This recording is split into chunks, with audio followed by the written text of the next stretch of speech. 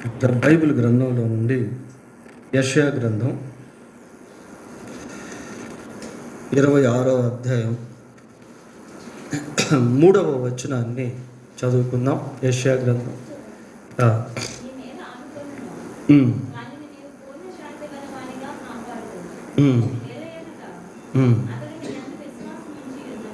చాలు.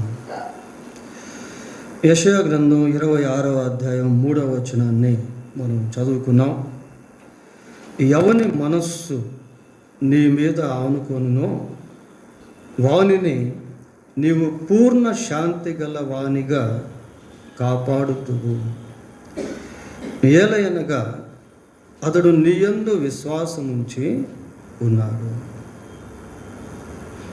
చాలా శ్రేష్టమైనటువంటి వాక్య భాగాన్ని ఇక్కడ మనము చూస్తూ ఉన్నాం ప్రియులారా. నేడు మనిషి ప్రపంచంలో శాంతి లేనటువంటి జీవితాన్ని జీవిస్తూ ఉన్నాడు. Many people have the money but they don't have the peace. అనేక మందికి ధనం ఉన్నది కానీ శాంతి అనేటువంటిది లేదు ప్రియులారా. ఈ శాంతిని మనము we can't buy the peace by spending money. డబ్బుతో మనము శాంతిని కొనలేము. ధనవంతులు సహితము నెమ్మది లేకుండా, సమాధానం లేకుండా, శాంతి లేకుండా వ్యక్తిగత జీవితాల్లో, కుటుంబ జీవితాల్లో జీవిస్తున్నటువంటి దినాలు ఇవి. అనేక మంది జీవితాల్లో ఈ శాంతి సమాధానాలు లేకపోవటం వల్ల ఆత్మహత్యలు చేసుకొని చనిపోతూ ఉన్నారు. హార్ట్ ఫెయిల్ అయిపోయి చనిపోతున్నారు ప్రియులారా. బ్రెయిన్ స్ట్రోక్ వచ్చి చనిపోతూ ఉన్నారు. డిప్రెషన్లోకి వెళ్ళిపోతూ ఉన్నారు. ఎందుకు అంటే శాంతి లేకపోవటం. చాలామంది సిక్ అయిపోతున్నారు. ఊరికి ఆలోచించి నెమ్మది లేకుండా రకరకాల సమస్యలు. ప్రియులారా, లోకం అంతా కూడా ఇటువంటి పరిస్థితిలోనే దాదాపుగా డాక్టర్లు అయితేమి, యాక్టర్లు అయితేమి, లాయర్లు అయితేనేమి, జడ్జెస్ అయితేనే, సామాన్యులు, సామంతులు అందరూ కూడా ప్రియులారా చాలా వరకు మనశ్శాంతి లేకుండా లోకంలో జీవిస్తూ ఉన్నారు. ఈ శాంతి అనేటువంటిది చాలా ప్రాముఖ్యమైనది. How can we get the peace from God? దేవుని ద్వారా ఈ శాంతిని పొందుట ఎలా అనేది ఈ వచనంలో చాలా స్పష్టంగా దేవుడు రాయించాడు ప్రియులారా. ఈ వచనం మనిషికి అర్థమైతే ఇక అసమాధానంతో ఉండాల్సిన పని లేదు, ఆత్మహత్య చేసుకోవాల్సిన పని లేదు. అటువంటి వచనం ఇది. ఎవని మనస్సు నీ మీద ఆనుకొనునో వానిని నీవు పూర్ణ శాంతి గలవానిగా కాపాడు. మనస్సును గురించి మాట్లాడుతున్నాడు ప్రియులారా. మనస్సు అనేటువంటిది మానవ జీవితానికి చాలా ప్రాముఖ్యమైనది. Mind is most important in human beings. మానవ జీవితంలో మనస్సు అనేటువంటిది చాలా ప్రాముఖ్యమైనది ప్రియులారా. It is the reason of good and evil. మేలు కీడులకు మనస్సే ఒక కారణంగా, మూలంగా ఉంటుంది. మనస్సును గురించి మాట్లాడుతూ ఉన్నాడు. ఎవని మనస్సు నీ మీద ఆనుకొనునో వానిని నీవు పూర్ణ శాంతి గలవానిగా కాపాడు. ఈ వచనాన్ని కొంచెం మనము జాగ్రత్తగా విభజిస్తే చూడు, ఇక్కడే మనకు ఒక మంచి జవాబు కనిపిస్తుంది. ఏంటి అని అంటే, మనస్సు దేవుని మీద ఆనుకొనుట. What is the meaning of leaning the mind of God? మన మనస్సు దేవుని మీద ఆనుకొనుట అంటే ఏంటి అని అంటే, ఆ 3వ వరుసలో ఉంది చూడండి. అతడు నీ యందు విశ్వాసం ఉంచి ఉన్నాడు అంటే దేవుని మీద మనస్సు ఆనుకోవడం అంటే దేవుని మీద విశ్వాసము ఉంచడం. దేవుని మీద విశ్వాసం ఉంచడం ప్రియులారా. ఆనుకొనుట అంటే విశ్వసించుట అని. కాబట్టి మనస్సు అనేది చాలా ప్రాముఖ్యమైనటువంటిదిగా మనిషి జీవితంలో మనము చూస్తాము ప్రియులారా. అయితే మనిషి తన మనస్సును దేవునిపై ఆనుకోకపోవటం వలన, లేక విశ్వాసం ఉంచకపోవటం వలన తన జీవితంలో మనశ్శాంతి లేకుండా బ్రతుకుతూ ఉన్నాడు. చూడండి, ఆదికాండం 6వ అధ్యాయము మొదటి 2 వచనాలు చదువుదాం. నరులు భూమి మీద విస్తరింప ప్రారంభించినప్పుడు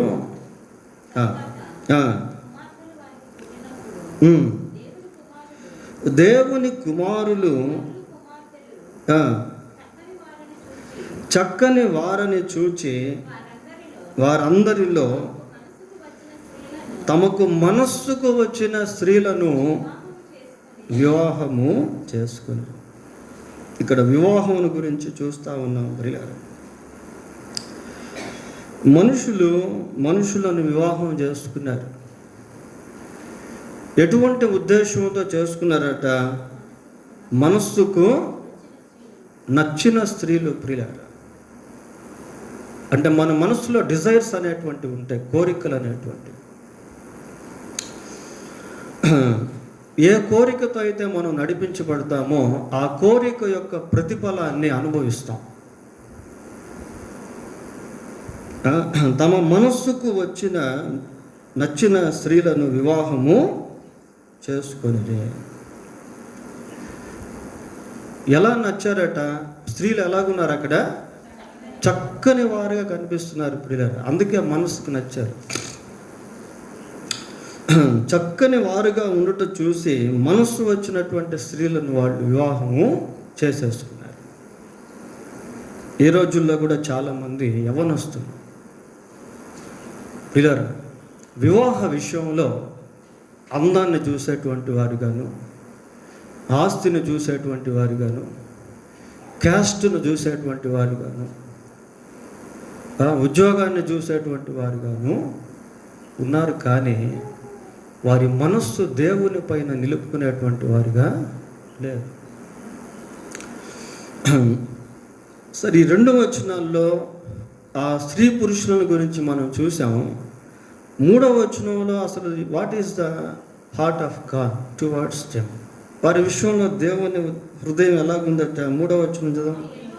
అప్పుడు యెహోవా, నా ఆత్మ నరులతో ఎల్లప్పుడూ వాదించదు. ప్రియులారా, వాదించదు అంటే అర్థం ఏంటి? దేవుని ఆత్మ వారితో మాట్లాడుతూ ఉన్నప్పటికీ ఆ ఆత్మ యొక్క మాటలను ధిక్కరించేటువంటి వారిగా ప్రజలు ఉన్నారు. దేవుని కుమారులే. మొదటి వచనంలో మనం అదే చూస్తాము. దేవుని కుమారులు ఒక రకంగా చెప్పాలంటే విశ్వాసులే వివాహాల విషయంలో అవిశ్వాసుల కంటే ఘోరంగా జీవించడం అనేది మనం చూస్తాం ప్రియులారా. అందుకే అనేక కుటుంబాల్లో నెమ్మది లేదు, సమాధానం లేదు, శాంతి లేదు. ఎందుకు అంటే marriage is main foundation in human life. It is a turning point. అది ఒక నూతన మలుపు ప్రియులారా. ఆ మలుపు సరిగా లేకపోతే లైఫ్ అంతా కూడా ఎలాగుంటుందంటే నెమ్మది ఉండదు, సంతోషం ఉండదు, సమాధానం ఉండదు, ఆనందం ఉండదు. వివాహ జీవితంలో దేవుడు స్త్రీ పురుషుల మధ్య చేసిన ఏర్పాటు చాలా శ్రేష్టమైనది ప్రియులారా. అనేక మందికి దాని గురించి తెలియకపోవటం వల్ల ఆ శ్రేష్టమైనటువంటి దాన్ని అనుభవించకుండా ఎంతో అసమాధానాన్ని, అసంతోషాన్ని అనుభవించేవారుగా ఉన్నారు. తమ మనస్సుకు నచ్చినటువంటి స్త్రీలను వివాహం చేసుకున్నారు ప్రియులారా. ఈ రోజుల్లో కూడా అనేక మంది దేవుని బిడ్డలుగా పిలువబడుతున్నటువంటి వారు, విశ్వాసులుగా పిలువబడుతున్నటువంటి వారు, బాప్తీసాలు తీసుకున్నటువంటి వారు వివాహం విషయానికి వచ్చేసరికి ఎలాగున్నారు అంటే దేవుణ్ణి పక్కన పెట్టేవారుగా ఉన్నారు. They are seeking the earthly things. ప్రియులారా, లోక సంబంధమైనటువంటి వాటిని వెతికేటువంటి వారుగా ఉన్నారు. అందుకే పోలీస్ స్టేషన్లు, కోర్టు కేసులు, డ్రైవర్స్, ఇవన్నీ కూడా మనము చూస్తూ ఉన్నాము పిల్లరా. ఎవరిని మనస్సు నీ మీద ఆనుకోనునో వానిని పూర్ణ శాంతి గల వానిగా నీవు చేస్తావు. దేవుడిచ్చేటువంటి శాంతి సమాధానాలు ఈ భూమి మీద మనము అన్ని విషయాల్లో కూడా అనుభవించాలి అనేది దేవుడు కోరుతున్నాడు ప్రియులారా. Not only in his Kingdom, even on this earth. ఆయన రాజ్యంలో మాత్రమే కాదు, కానీ భూమి మీద కూడా ఆయన ఇచ్చేటువంటి మనశ్శాంతిని మనిషి అనుభవించాలని దేవుడు కోరుకుంటా ఉన్నాడు పిల్లలు. కాబట్టి వివాహ విషయంలో మన మనస్సు దేవుని పైన ఆనుకునేటట్టు పెట్టుకోవాలి.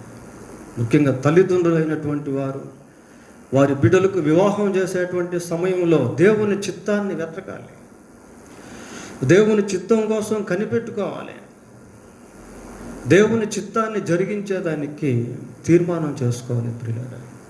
దేవుణ్ణి పక్కన పెట్టి నీవు లోకం వైపు చూస్తే నీ జీవితంలో కూడా అసమాధానాన్నే అనుభవిస్తావు, నీ పిల్లలు కూడా అసమాధానంలోనే జీవించేవారుగా ఉంటారు.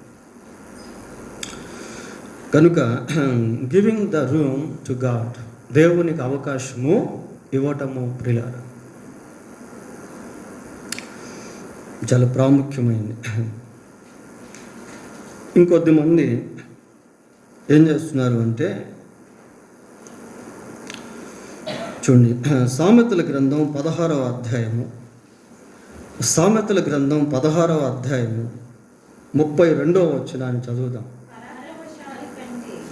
పరాక్రమశాలి కంటే దీర్ఘశాంతము గలవాడు శ్రేష్ఠుడు, పట్టణమును పట్టుకొని వాని కంటే తన మనస్సును స్వాధీనపరుచుకొనివాడు శ్రేష్ఠుడు. చూడండి ప్రియ, పట్టణము పట్టుకొని వాని కంటే తన మనస్సును స్వాధీనపరుచుకొనివాడు శ్రేష్ఠుడు. మనస్సు ఎలాంటిది అంటే అది చంచలమైనది ప్రియ, స్థిరముగా ఉండేటువంటిది కాదు. ఇక్కడికి అక్కడికి, అక్కడికి ఇక్కడికి, ఎక్కడికో వెళ్ళిపోతూ ఉంటుంది.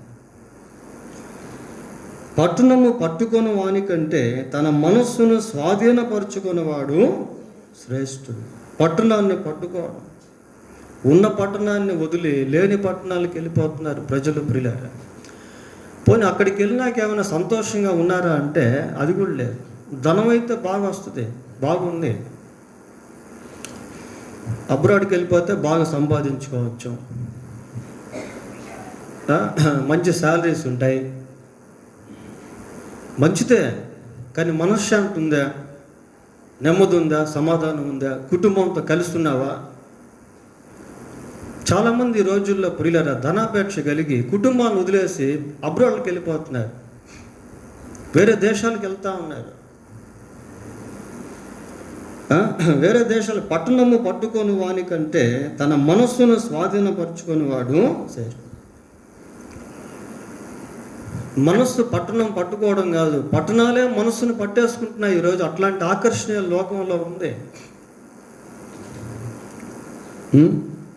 సో చాలా జాగ్రత్తగా ఈ రోజుల్లో మనం జీవించాలి. యాకోబు రాసిన పత్రిక 4వ అధ్యాయం 13వ వచనాన్ని ఒకసారి చదువుదాం ప్రియులారా. నేడైనను రేపైనను ఒకానొక పట్టణమునకు వెళ్ళి అక్కడ 1 సంవత్సరము ఉండి వ్యాపారము చేసి లాభము సంపాదింతుము రండని చెప్పుకొని వారులారా, రేపేమి సంభవించునో మీకు తెలియదు, మీ జీవము ఏపాటిది. మీరు కొంతసేపు కనబడి అంతలో మాయమైపోవు ఆవిరి వంటి వారే. ప్రియులారా చూడండి, నేడైనను రేపైనను ఒకానొక పట్టణమునకు వెళ్ళి అక్కడ 1 సంవత్సరము ఉండి వ్యాపారము చేసి లాభము సంపాదించుకుందుము రండని చెప్పుకొని వారులారా. ఇక్కడ వచ్చే డబ్బు సరిపోకుండా వేరే పట్టణాలకు వెళ్ళి అక్కడ వ్యాపారాలు చేసి 1 సంవత్సరం ఉంటారా? ఒక పట్టణానికి వెళ్ళి బాగా డబ్బులు వస్తున్నాయి అనుకోండి, 1 సంవత్సరంతో సంతృప్తి చెంది తిరిగి వస్తారా? ఏమవుతుంది అంటే ఇంకొక సంవత్సరం కూడా ఉండాలని అనుకుంటారు. 2వ సంవత్సరం, 3వ సంవత్సరం, 4వ సంవత్సరం పిల్లలు కుటుంబాలకు దూరం అయిపోవడం, పిల్లలకు దూరం అయిపోవడం. అలాగనే మనిషి జీవించి తన జీవితంలో మనశ్శాంతి లేకుండా బ్రతుకుతా ఉంటాడు.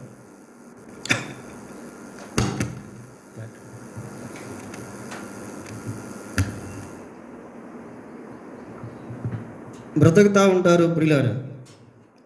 నేడైనను రేపైనను ఒకానొక పట్టణమునకు వెళ్ళి అక్కడ 1 సంవత్సరము ఉండి వ్యాపారము చేసి లాభము సంపాదింతుము రండని చెప్పుకొని వారులారా, రేపేమి సంభవించునో మీకు తెలియదు. We don't know what happens tomorrow. రేపేం జరుగుతుందో మనకు తెలియదు ప్రియులారా. ఎక్కడో దూర ప్రాంతాలకు వెళ్ళి ధనం సంపాదించుకోవాలని ఆశ కలిగి జీవితంలో ఎంతో నష్టపోయి శ్రమకు గురైపోయి నానా విధమైనటువంటి బాధలు పడేటువంటి వారిని ఈ రోజుల్లో మనము చూస్తాము. మరి అబ్రాడ్కి వెళ్ళొద్దంటారా? వ్యాపారాలు చేయొద్దంటారా? ధనాన్ని సంపాదించొద్దంటారా? సంపాదించాలి, వ్యాపారం చేయాలి, అబ్రాడ్కి కూడా వెళ్ళొచ్చు. అయితే వాటన్నిటికీ ఆ కింద వచ్చిన ఒకసారి చదవండి. కనుక ప్రభు చిత్తం అయితే మనము బ్రతికి ఉండి ఇది అది చేతుమని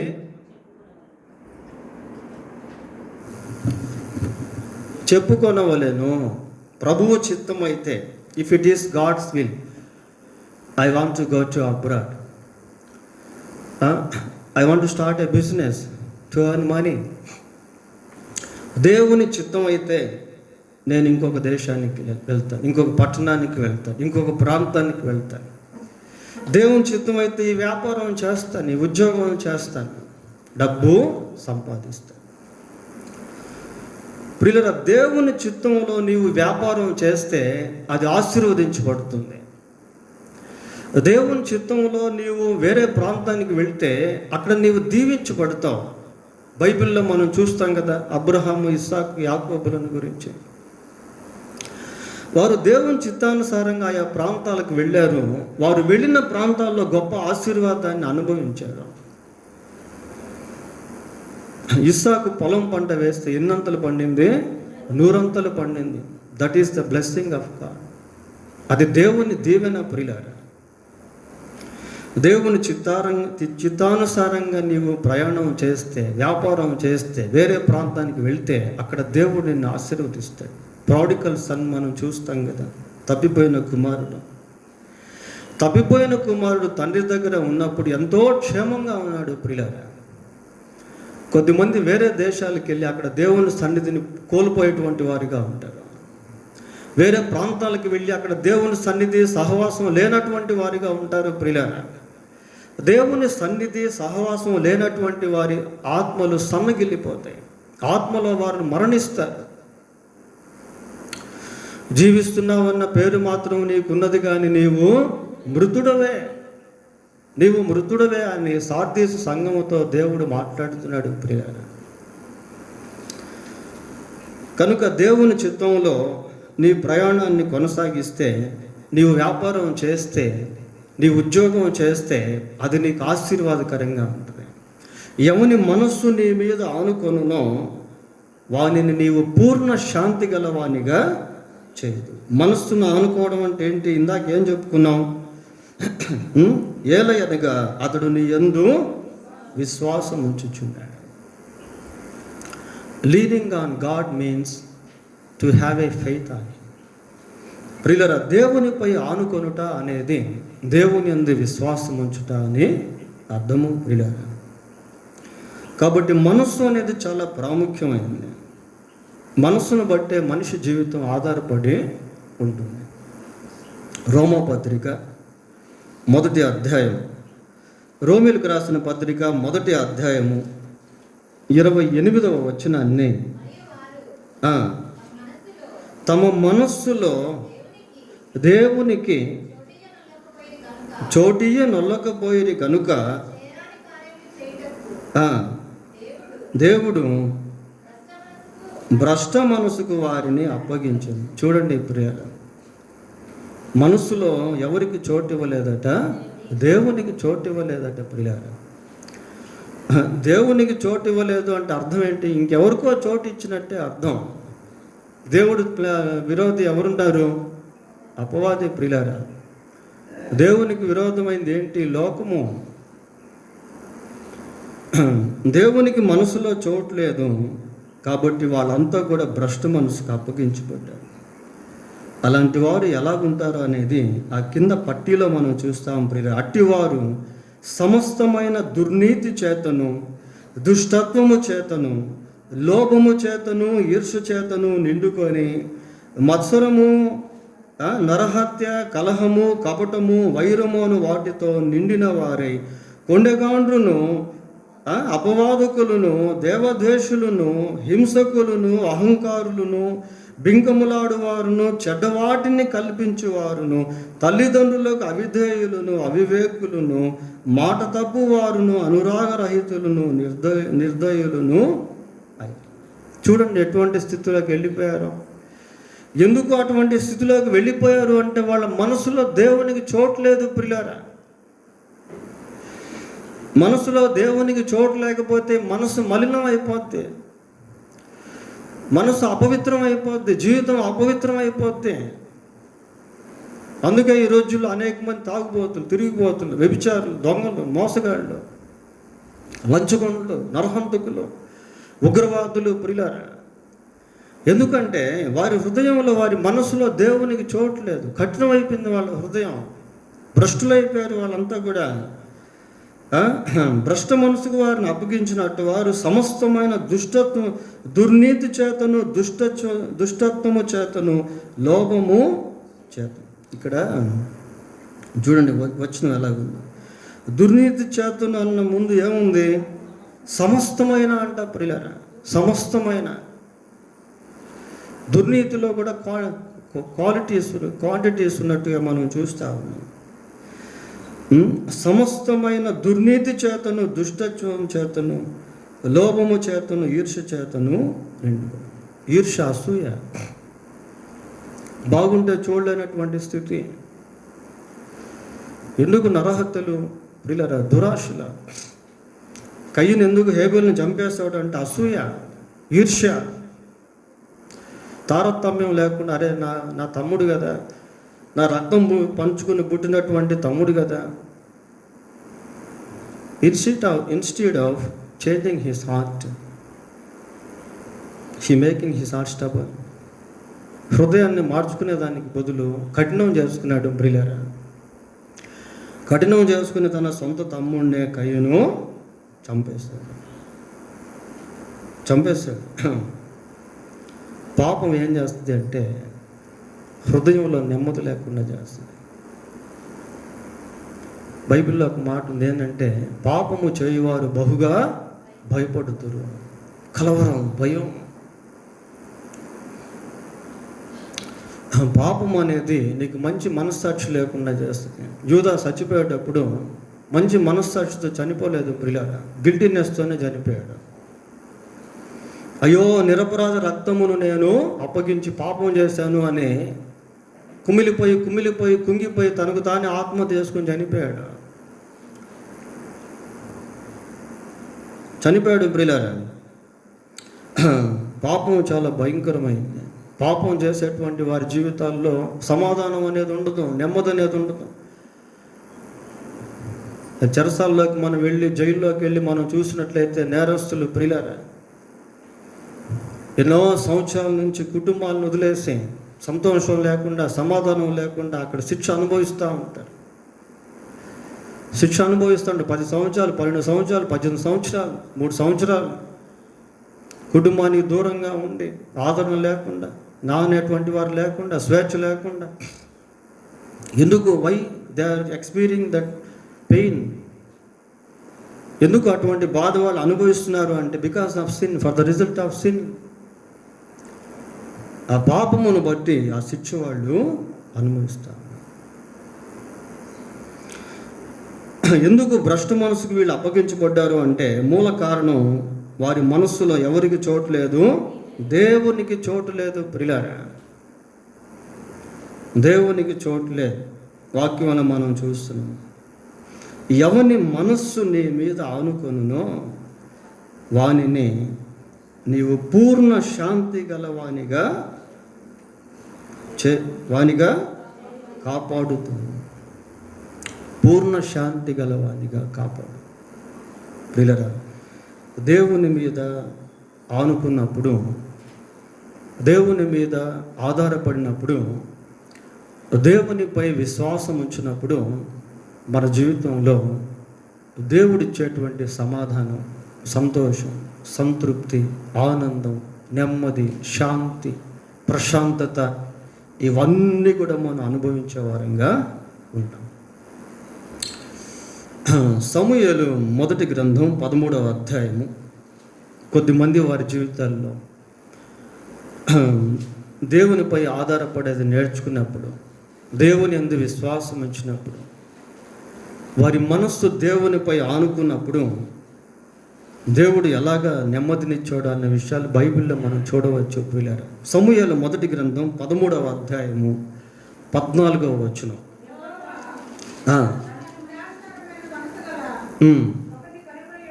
చాలు. తన చిత్తానుసారమైన మనస్సు గల ఒకనినే కనుగొని. ఎవరా వ్యక్తి? దావీదు ప్రియులారా. దావీదు దేవుని చిత్తానుసారమైన మనస్సు కలవాడు. దేవుని చిత్తానుసారమైన మనస్సు కలవాడు.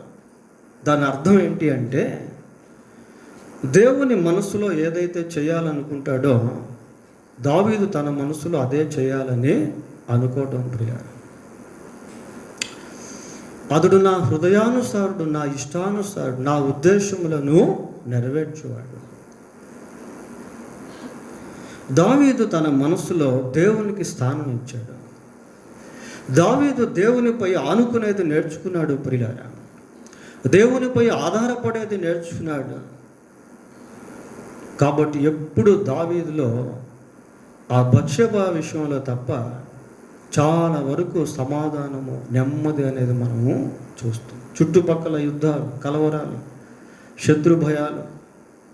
అయితే దావీదు హృదయంలో మాత్రం ఎంతో సమాధానం అనేది ఉంది ప్రియులారా. Why? Because he wanted to follow the willing of God, the willingness of God, the will of God. దేవుని యొక్క చిత్తాన్ని అనుసరించాలి అని దావీదు ఎప్పుడు కోరుకునేవాడు. ఎక్కడికైనా వెళ్ళాలి అంటే ఫస్ట్ దేవుణ్ణి అడిగేవాడు. ప్రభా, మరి పలానా దగ్గరికి వెళ్ళమంటావా అంటే వెళ్ళమంటేనే వెళ్ళేవాడు, వద్దంటే ఆగిపోయేవాడు. దూరదేశానికి వెళ్ళాలి అంటే దేవుని చిత్తమే కాదా తెలుసుకోవాలి. ఇందాక చదివాం కదా. దావీదు జీవితంలో ఆ క్వాలిటీ అనేది ఉంది ప్రియులారా. ఎక్కడికి వెళ్ళాలన్నా దేవుని చిత్తాన్ని అడిగేవాడు. ఏదైనా చేయాలనుకున్నప్పుడు దేవుని చిత్తాన్ని అడిగేవాడు. ప్రియులారా, మన జీవితంలో ప్రతి చిన్న విషయంలో కూడా దేవుని చిత్తాన్ని మనం వెతికేది నేర్చుకున్నట్లయితే తప్పనిసరిగా దేవుడు మనకు శాంతిని, సమాధానాన్ని ఇచ్చేవాడిగా ఉంటాడు. తప్పనిసరిగా దేవుడు మనల్ని కాపాడేటువంటి వాడిగా ఉంటాడు. తప్పనిసరిగా దేవుడు మనల్ని నడిపించేటువంటి వాడిగా ఉంటాడు ప్రియులారా. దావీదు యొక్క అనుభవం అలాంటిదే. 4వ కీర్తన 8వ వచనం ఒకసారి చూడండి. 4వ కీర్తన 8వ వచనం.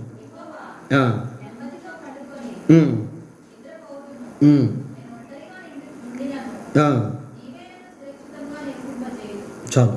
ఇది దావీదు రాసిన కీర్తన ప్రియులారా. యెహోవా నెమ్మదితో పండుకొని నిద్రపోవదును. ఏమండి, చాలామందికి నిద్ర రానటువంటి స్థితి, నెమ్మది లేకుండా నిద్రపోనటువంటి వాళ్ళు చాలామంది ఉన్నారు ప్రియులారా. కలవరంతో నింపబడినటువంటి వాళ్ళు చాలామంది ఉన్నారు.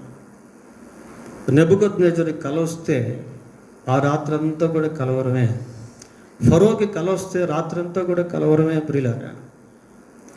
చాలామందికి నిద్ర రాదు, నిద్ర మాత్రలు వేసుకుని నిద్రపోయే వాళ్ళు కూడా ఉన్నారు. నిద్ర రావట్లేదని తాగి నిద్రపోయే వాళ్ళు కూడా ఉన్నారు.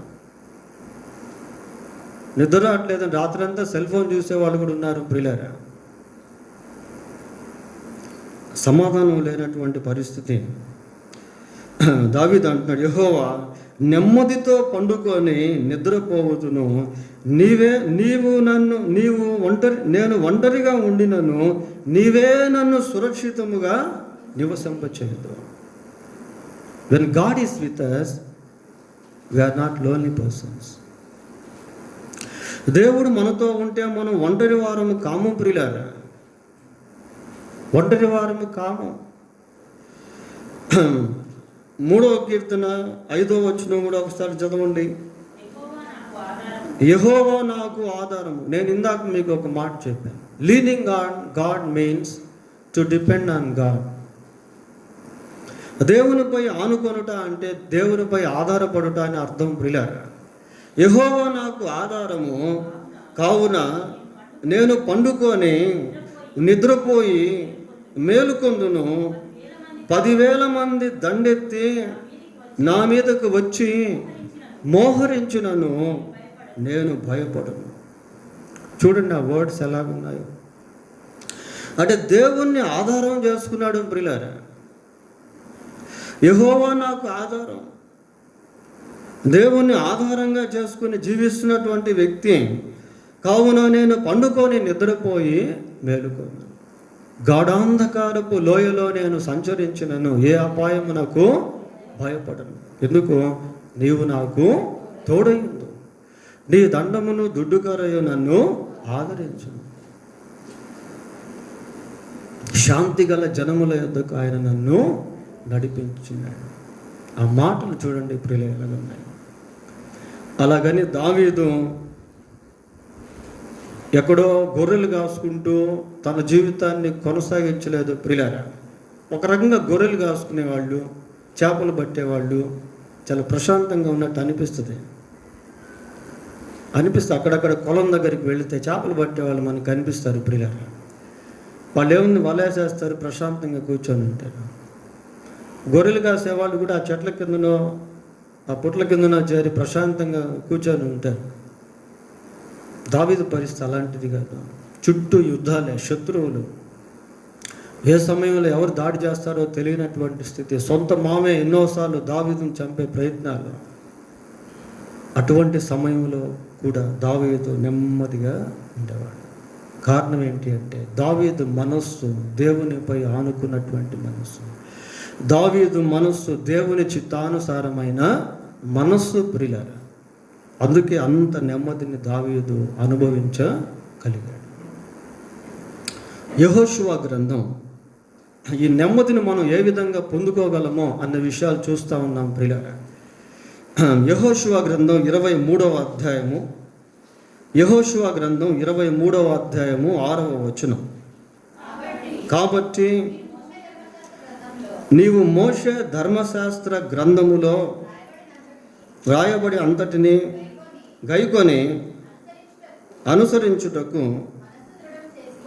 మనస్సు దృఢము చేసుకొని ఎడమకు కానీ కుడికి కానీ దాని నుండి తొలగిపోక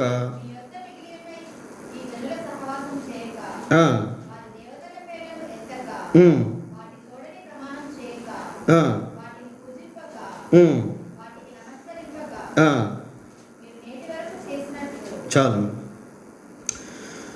మీరు మోషే ధర్మశాస్త్ర గ్రంథములో వ్రాయబడినదంతటిని గైకొని అనుసరించుటకు మనస్సు దృఢము చేసుకొని ఎడమకు కానీ కుడికి కానీ దాని నుండి తొలగిపోక.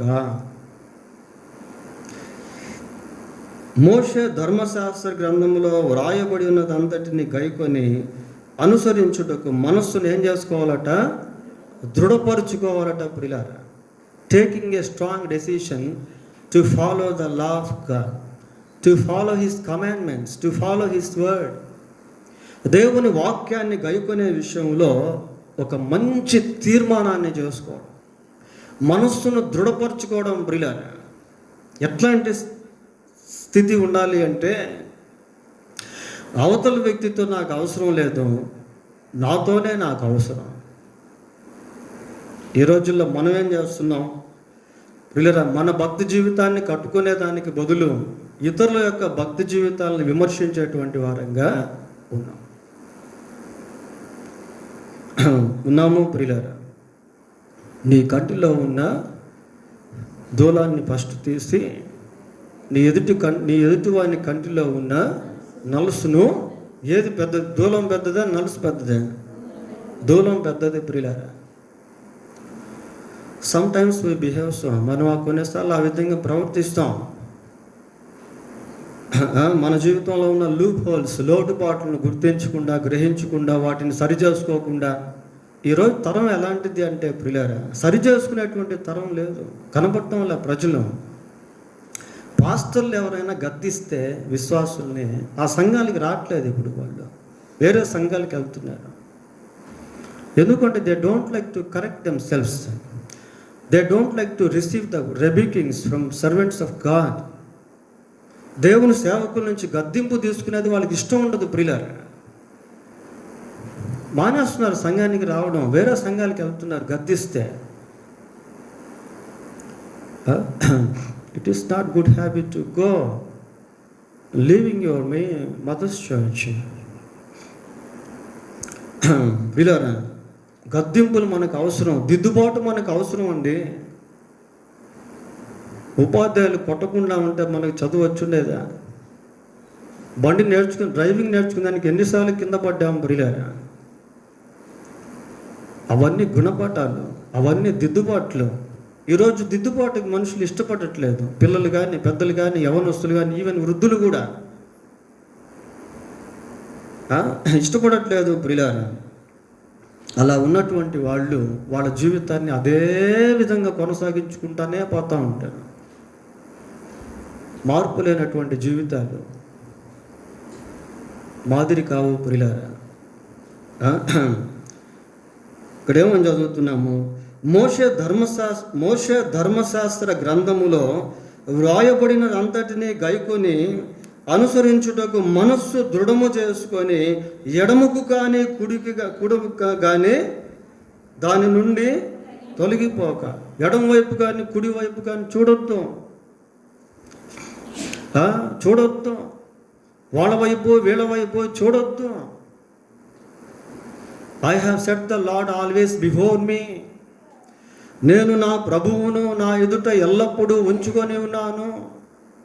మీ ఎదుట ఉంచబడిన పందెములో యేసు వైపు చూచుచు ఓపికతో ముందుకు పరిగెత్తండి.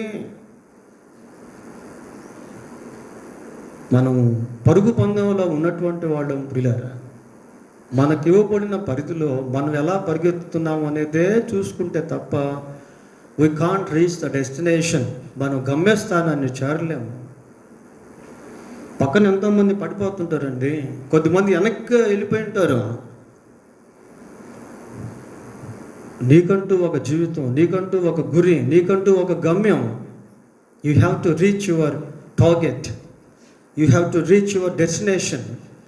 ప్రియుల, ఒక్క వ్యక్తి దేవుని కొరకు నిలబడితే ఆ వ్యక్తిని దేవుడు వాడుకుంటాడు. అది కుటుంబంలో అయినా, సమాజంలో అయినా, సంఘంలో అయినా.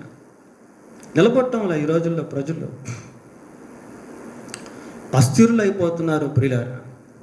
స్థిరమైనటువంటి భక్తి జీవితాన్ని కట్టుకోలేకపోతున్నారు. తాను నిలుచున్నానని తలంచువాడు పడిపోకుండా ఎవరి భక్తి వాళ్ళదే, ఎవరి విశ్వాసం వాళ్ళదే, ఎవరి సిలువ వాళ్ళదే. ప్రతి విశ్వాసకి సిలువ అనేది ఉంటుంది. ఆ సిలువను మనం మొయ్యాలి. అప్పుడే నీ జీవితంలో క్రమశిక్షణ, అప్పుడే నీ జీవితంలో బాధ్యత అంటే ఏంటో తెలుస్తుంది. అప్పుడే నీ జీవితంలో భారం అంటే ఏంటో తెలుస్తుంది. అప్పుడే నీ జీవితంలో ఒక ఆశీర్వాదాన్ని అనుభవిస్తావు ప్రియులారా. సిలువలో విలువ అనేది ఉంటుంది. సిలువలో సిరులు అనేటువంటివి కూడా ఉన్నాయి. సిలువ పేరుకు శ్రమలే, ఆ శ్రమలే సిరుల కారణాలు. కుడికైనను ఎడమకైనను తిరగదు. కొలస్సీ పత్రిక 3వ అధ్యాయం కొలసీ పత్రిక 3వ అధ్యాయం 1వ వచనాన్ని చదువుదాం. మీరు క్రీస్తుతో కూడా లేపబడిన వారైతే పైనున్న వాటినే వెతుకుడి, పైనున్న వాటి మీదనే కానీ భూ సంబంధమైన వాటి మీద మనస్సు పెట్టుకోవద్దు. చూడండి ప్రియ, మీరు క్రీస్తుతో కూడా లేపబడిన వారైతే, క్రీస్తునందు విశ్వాసం ఉంచి బాప్తిస్మం తీసుకున్నటువంటి వాళ్ళకి ఇది వర్తిస్తుంది ప్రియులారా. మీరు క్రీస్తుతో కూడా లేపబడిన వారైతే పైనున్న వాటినే వెతుకుడి, అక్కడ క్రీస్తు దేవుని కుడిపార్శ్వమున కూర్చుండి ఉన్నాడు. పైనున్న వాటి మీదనే కానీ భూ సంబంధమైన వాటి మీద మనస్సు పెట్టుకొనొద్దు. పైనున్న వాటిపైన మనస్సు పెట్టుకోండి, పైనున్న వాటి వైపే మనస్సు పెట్టుకోండి. Search your mind, what is on about. పైనున్న వాటిపైనే మనసు పెట్టి, మన పౌరస్థితి పరలోకంలో ఉంది ప్రియ. We are not of the world. మనము లోకానికి సంబంధించిన వాళ్ళం కాదు. We have a separate kingdom. మనకంటూ ఒక ప్రత్యేకమైనటువంటి రాజ్యం అనేది ఉంది. So we have to set our mind, what is on about. కాబట్టి మన మనస్సును భూ సంబంధమైన వాటిపైన కాకుండా పైనున్న వాటిపైన పెట్టుకోమని వాక్యం సెలవిస్తూ ఉంది ప్రియులారా. పంది చూశారు కదా, ఎప్పుడు దాని చూపంతా కూడా నేలపైనే ఉంటుంది ప్రియులారా. కొద్దిమంది అంటారు ఎప్పుడు పైన చూస్తుంది తెలుసా, ఏవా దాన్ని తీసుకెళ్తారు చంపేస్తే దానికి. అప్పుడు ఎట్ట తీసుకెళ్తారు, రివర్స్లో తీసుకెళ్తారు ప్రియులారా. అప్పుడు మాత్రం పైన చూస్తారు. కొద్దిమంది శ్రమలు వచ్చినప్పుడు, కష్టాలు వచ్చినప్పుడు అప్పుడే దేవుడు కనిపిస్తాడు వాళ్ళకి. మిగతా టైంలో అసలు దేవుని చూడాలని ఆశ కూడా ఉండదు ప్రియులారా. కొద్దిమందికి దేవుడు కొంచెం ఆశీర్వాదం ఇచ్చాడు అనుకోండి, ఆశీర్వాదం వైపు చూస్తారు కానీ ఆశీర్వాదం ఇచ్చిన దేవుని వైపు చూడరు. ఏమో మందిరానికి ఎందుకు రావట్లేదు, ఈరోజు ఉద్యోగం, ఈరోజు పని నింది అయ్యగారు పిల్లరా, వారంలో ఒక్కరోజు కూడా రాలేరా? 8 గంటలు పని చేస్తారు, 2 గంటలు దేవుని సన్నిధిలో గడపలేరా? ఓటీ ఉంటే వెళ్తారు, వెళ్తాం. ప్రియారా, దేవుడు నీకు ఆరోగ్యం ఇవ్వకపోతే, అసలు ఆ ఉద్యోగమే ఇవ్వకపోతే, కొద్దిమందికి దేవుని విలువ తెలియదు ప్రియారా. దేవుడు ఇచ్చిన ఆశీర్వాదం వైపు చూస్తారు కానీ ఆశీర్వాదం ఇచ్చిన దేవుని వైపు చూడరు. We should not be like such kind of people. We have to measure everything that God has bestowed us. దేవుడు మనకు అనుగ్రహించిన ప్రతి దాని విషయంలో మనం విలువగా ఎంచుకోవాలి ప్రియులారా. పైనున్న వాటిపైనే మనసు పెట్టుకో. ఏదైనా దేవుని కోసం చేద్దామనే తలంపు నీకుంటే నీ మనసును పైనున్న వాటిపైనే పెట్టుకున్నట్టు. నీవు దేవుణ్ణి ఆరాధిస్తూ ఉంటే నీ మనసు పైనున్న వాటిపైన ఉన్నట్టు. దేవుని గురించిన తలంపులు, ఆలోచనలు, ఆశలు, కోరికలు, ప్రవర్తన, హృదయం, మనసు, గ్రహింపు నిన్ను ఒక పరలోకపు రాజ్య నివాసిగా చేస్తాయి ప్రియులారా. భూలోకంలో పరలోకాన్ని అనుభవిస్తావు, భూలోకంలో పరలోక సంబంధమైన జీవితాన్ని జీవిస్తాం. When God use you, you will become a blessing to others. wherever you work, whatever you do, in everything, అన్ని విషయాల్లో నీవు ఎక్కడున్నా, నువ్వు ఏం చేస్తున్నా, ఆ దేవుడు నిన్ను వాడుకుంటే నీవు ఆశీర్వాదకరంగా ఉంటావు ప్రియులారా. చివరిగా మన వాక్యంలో చూస్తున్న ఎవరిని మనస్సు నీ మీద ఆనుకొనున్నో. ఎవరిని అంటే ఆ పదం ఎలాంటిదంటే ఎవరైనా సరే, వాళ్ళు హిందూస్ అయినా, ముస్లిమ్స్ అయినా, బౌద్ధులైనా, జైనులైనా, యూదులైనా, క్రైస్తవులైనా, అన్యులైనా, నాస్తికులైనా ప్రియులారా, చిన్నవారైనా, పెద్దవారైనా, వృద్ధులైనా, చదువున్న వాళ్ళైనా, చదువులేని వాళ్ళైనా, పేదవాళ్ళైనా, ధనికులు, ఎవరైనా సరే, ఎవరి మనస్సు నీ మీద ఆనుకొనును. ఎవరి మనస్సు ఆనుకుంటుందో,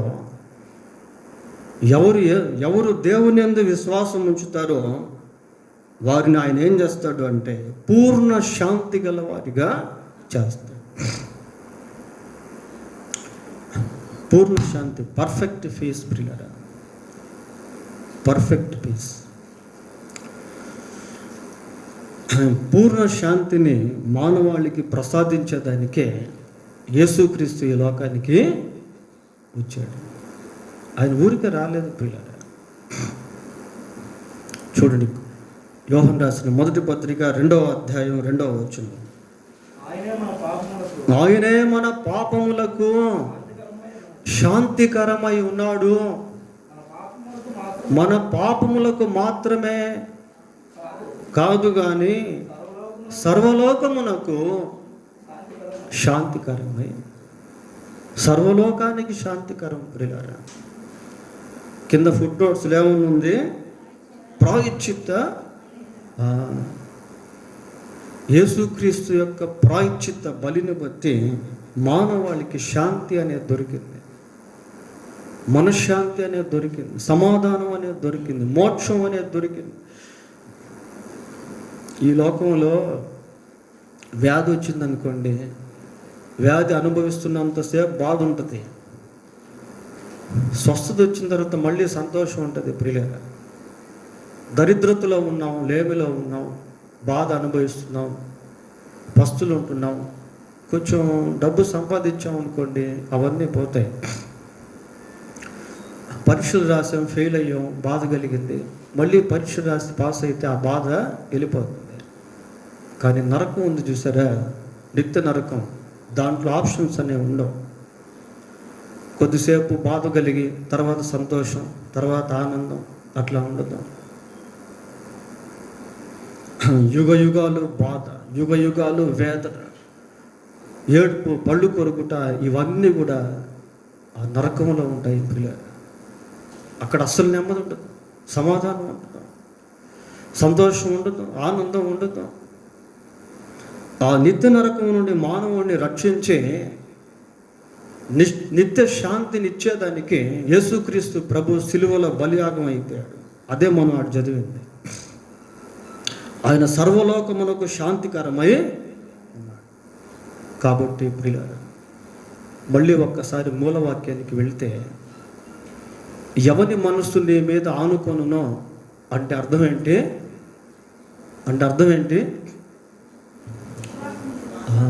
అది కూడా చదవండి, ఆ బిట్టు చదవండి, ఆ వరుస. ఏలయనగా అతడు నీయందు విశ్వాసముంచు, ఎవరైతే యేసుక్రీస్తునందు విశ్వాసం ఉంచుతారో వారే పరిపూర్ణ శాంతిని అనుభవిస్తారు ప్రియులారా.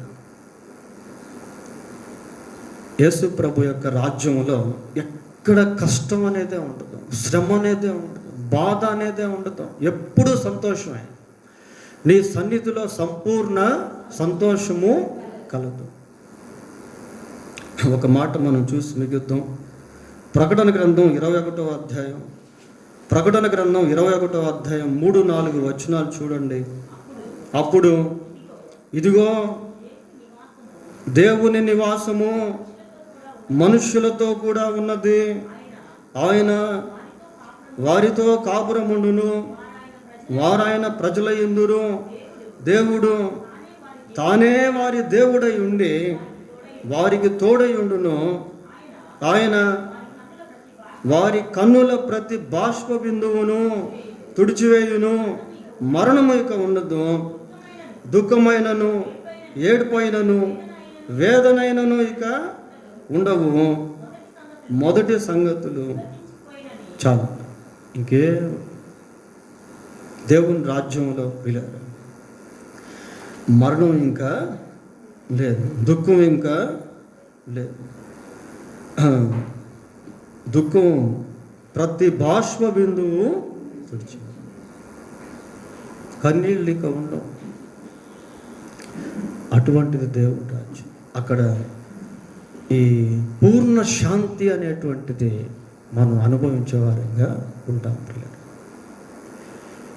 కాబట్టి ఈ లోకంలో కుటుంబ జీవితంలో కూడా సంతోష సమాధానాలు మనం అనుభవించాలి అంటే దేవుని చిత్తాన్ని వెతికేవారుగా ఉండాలి. మన ఉద్యోగాల్లో, కుటుంబాల్లో, మనం చేసే పనులలో, మనం కలిగి ఉండే ప్రయాణాల్లో దేవుని చిత్తాన్ని వెతికేవారుగా ఉండాలి. దేవుని యొక్క వాక్యాన్ని మనం గైకొంటున్నప్పుడు ఆ సమాధానాన్ని మనం అనుభవిస్తాం. నీ ధర్మశాస్త్రమును ప్రేమించు వారికి ఎంతో నెమ్మది, వారు తూలి తొట్టిల్లుటకు కారణమేదియో. 119, 165 వచనంలో మాట చూస్తాం. కాబట్టి ఈ లోకంలో ఉన్నప్పుడు ఆ నెమ్మదిని మనం అనుభవిస్తాం. నిత్యత్వంలో ప్రవేశించిన తర్వాత ఆ పూర్ణ శాంతిని నిత్యము మనం అనుభవించేటువంటి వారంగా ఉంటాం. దేవుడు తన వాక్యాన్ని దీవించును గాక. ప్రార్థన చేసుకుందాం.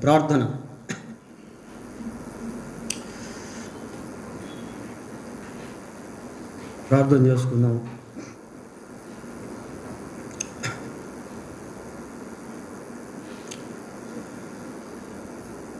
పరిశుద్ధుడైన మా తండ్రి, మీకు వందనాలు, స్తోత్రాలు చెల్లిస్తూ ఉన్నాం. మీరిచ్చిన వర్తమానాన్ని బట్టి మీకు స్తోత్రాలు. మా ప్రభువా, మా మనస్సు మీ మీద ఆనుకొనినప్పుడు మీరిచ్చేటువంటి ఆ గొప్ప శాంతిని, సమాధానాన్ని మేము అనుభవించేవారముగా ఉంటాం. ప్రభువా, మా మనస్సులో మీకు చోటిచ్చేవారముగా ఉండుటకు కృప దయచేయండి. మా మనస్సు మీ చిత్తానుసారమైనటువంటి వాటిని వెతికేటువంటిదిగా ఉండునట్లు కృప దయచేయండి. మా మనస్సు మీ వాక్యమును వెంబడించేటువంటిదిగా ఉండునట్లు సహాయం చేయండి. ప్రభువా, మారు మనసు పొంది నిత్యరాజ్యానికి వారసులగునట్లుగా మమ్మల్ని చేయండి. లోకం ఎంతో భయంకరం. లోకం సైతాను చేతిలో బంధించబడి ఉన్నది. ఎక్కడ నెమ్మది లేదు, సమాధానం లేదు, సంతోషం లేదు. ప్రభువా, ఇటువంటి దినాల్లో, ఇటువంటి సమయాల్లో మీరు మాకు ఇస్తున్న ఈ వర్తమానాలను బట్టి మీకు స్తోత్రాలు. మా పట్ల, మా కుటుంబాల పట్ల, సంఘం పట్ల మీరు కలిగి ఉన్న గొప్ప ప్రేమ ఉద్దేశాన్ని బట్టి మీకు స్తోత్రాలు చెల్లిస్తున్నాం. ప్రభువా, సమస్తమును అనుగ్రహించే దేవుడు అయిన మీ ద్వారా భౌతిక సంబంధమైనవి ప్రభువా మేము పొందుకుంటూ ఉన్నాం. మానసిక సంబంధమైన వాటిని కూడా పొందుకునే వారముగా ఉన్నట్టు కృప దయచేయండి. ఈ వర్తమానం విన్న మాకందరికీ దీవెనకరముగా చేయమని మా రక్షకుడైన యేసుక్రీస్తు పరిశుద్ధమైన నామములో ప్రార్థన చేస్తున్నాము తండ్రి. ఆమేన్. వీళ్ళు అందరూ లేచి నిలబడి ఒక పాట పాడుతుండగా ఆఫరింగ్స్ తీయబడతాయి.